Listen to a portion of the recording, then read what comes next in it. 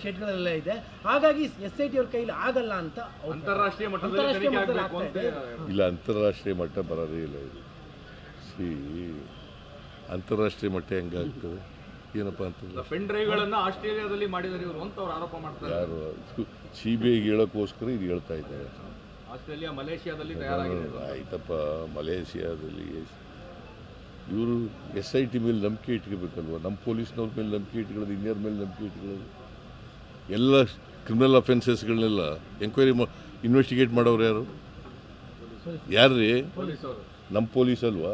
ಮತ್ತು ಈ SIT ಆಗಿರೋದು ಯಾವ ಪೊಲೀಸು? ಹಾಂ, ಅವ್ರಿಗೆ ನಮ್ಮ ಪೊಲೀಸ್ನವ್ರ ಮೇಲೆ ನಂಬಿಕೆ ಇಲ್ವಾ?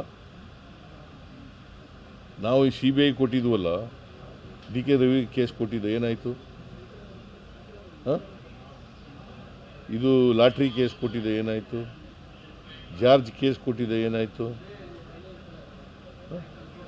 ಎಂತ ಪರೇಶ್ ಮೆಸ್ತಾ ಕೇಸ್ ಕೊಟ್ಟಿದ್ದು ಏನಾಯಿತು? ಹಾಂ, ಒಂದಾದ್ರೂ ಶಿಕ್ಷೆ ಆಯಿತಾ? ಸೊ ಹಾಗಂತೇಳಿ ನನಗೆ CBI ಮೇಲೆ ನಂಬಿಕೆ ಇಲ್ಲ ಅಂತ ಹೇಳೋಕ್ಕೆ ಹೋಗಲ್ಲ.